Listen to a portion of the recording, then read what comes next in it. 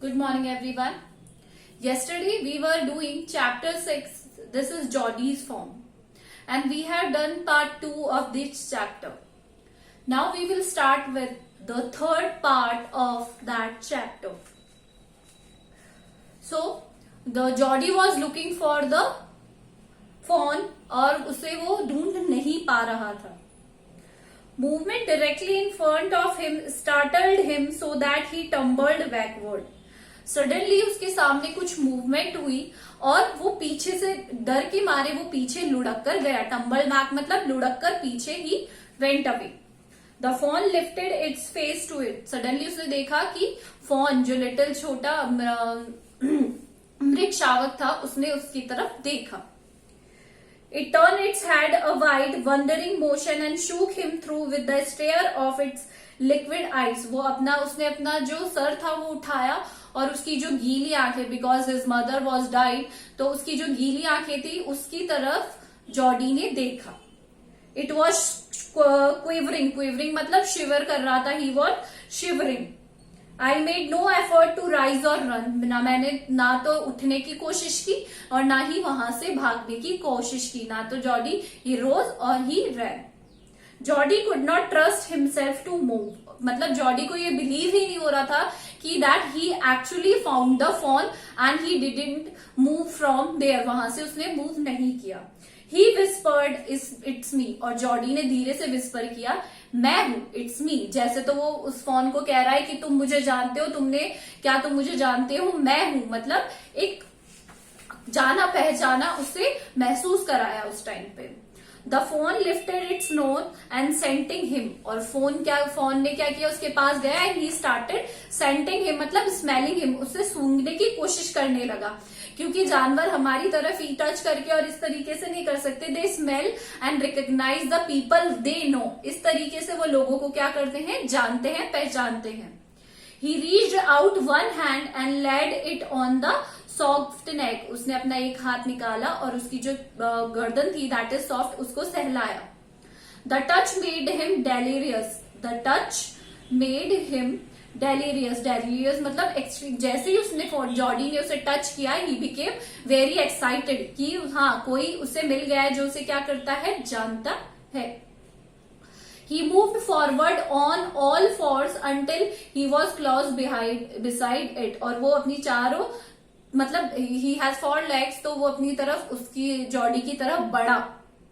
He put his arms around his body. और अपनी जो आर्म्स है उसकी बॉडी को उसने पकड़ लिया. A light convulsion passed over it but did not stir. उनके ऊपर से एक हल्का सा क्या हुआ, कंपन हुआ. जैसे मृग शावक को उसने पकड़ा, कन्वर्जन एक शिवर हुई, बट इससे दोनों हिले नहीं. They hugged each other tightly. He stroked its sides as gently as through the fawn were a china deer he might break it. और उसने उसको इस तरीके से पकड़ रहा था कि कोई चाइनीज क्या है, फोन है, और अगर मैं उसे ज्यादा जोर से दबाऊंगा तो इट विल ब्रेक इट, यानी वो टूट जाएगी. It skin was very soft. उसकी जो स्किन थी वो बहुत ही ज्यादा सॉफ्ट थी. It was sleek and clean. एकदम स्लीक, साफ सुथरी और क्लीन थी. And had a sweet scent of grass. और वो जो मिट्टी में रहते हैं, ग्रास में रहते हैं, तो उसके अंदर से हल्की हल्की स्मेल आ रही थी, that two of grass. He rose slowly and lifted the fawn from the ground. उन्होंने सडनली उसको उठाया ग्राउंड से उसे. Its legs hung limply. और जो उसके पैर थे वो नीचे लिम्पली लटक रहे थे.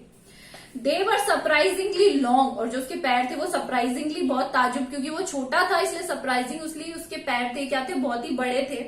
And he had to hoist the fawn as high as possible under his arm. और उसने उसको इतना ऊंचा उठाया.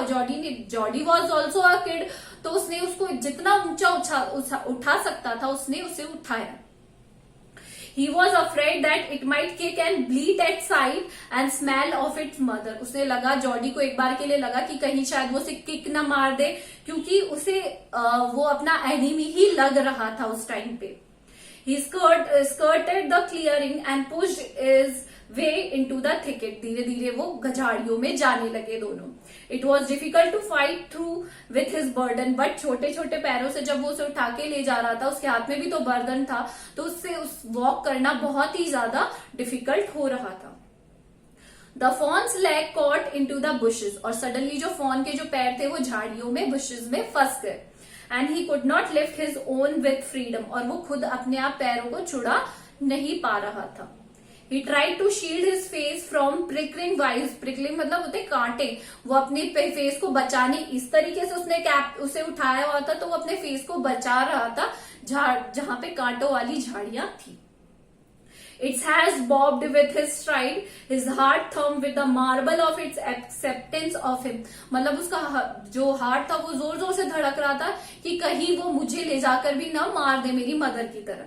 He reached the trail and walked as fast as he could until he came to the intersection with the road home. जितना तेज हो सकता था जॉडी वहां से चलने की उसने कोशिश की थी। फाइनली वहां इंटरसेक्शन जहां से उसके घर का रास्ता कट रहा था वो वहां पहुंचा। He stopped to rest and set the phone down on its dangling legs, और उसने उसे नीचे छोड़ दिया। डैंगलिंग लेग मतलब हैंगिंग जो लेग्स थे उसे नीचे मतलब उसे छोड़ दिया नीचे। It wavered on them. Wavered मतलब suddenly he fall weak. He looked at him and bleated. और मतलब bleated मतलब होता है बोलने की कोशिश। वो क्या करने लगा, उससे कुछ कहने की कोशिश करने लगा। He said and chanted, I will carry you after I get my breath. और उसने उसे कहा थोड़ी देर मुझे सांस लेने दो, फिर मैं तुम्हें गोद में उठा लूंगा। He remembered his father saying that a fawn would follow him if it had been first carried. अगर उसके फादर ने उसे बताया था कि अगर जो मृग शावक होता है, अगर तुम उसे एक बार गोदी में उठा लो और फिर तुम उसे नीचे भी छोड़ दोगे तो वो पीछे पीछे ही तुम्हारे साथ वो आ जाएगा तुम्हारे पीछे पीछे। He started away slowly, और वो धीरे धीरे उसके पीछे पीछे चलने लगा। The fawn stared after him. He came back to it and stroked it and walked away back. और वो जॉडी उसके पास आया और उसे थपथपाकर वापस चला गया। It took a few wobbling steps toward him and cried piteously. और कुछ मृगशावक उसकी तरफ आया और he started crying piteously, बहुत ही दयालु पूर्वक he started crying. It was willing to follow him. It belonged to him. वो उसके पीछे जाने के लिए बहुत इच्छुक था क्योंकि वो उसे अपना मान रहा था। It was his own. वो उसी का था। He was light-headed with joy and he was very happy with joy. He wanted to fondle it and to run it and romp with it, to call it to come to him. वो क्या चाहता था, वो उसके साथ खेलना चाहता था, प्यार करना चाहता था, उसके साथ लाड करना चाहता था, उसे अपने पास बुलाना चाहता था। He dared not alarm him, but उसे चेताने की उसी हिम्मत नहीं हुई। He picked it up, उसे उठाया and carried it into front of him over his two arms, और उसे दोनों अपनी जो आर्म्स थी उसमें ले लिया। It seems to him that he walked without effort, और अब ऐसे लग रहा था जैसे वो बिना एफर्ट किए ही वहां से चल रहा है। So this is all for today. Do the hard words of this chapter. Thank you.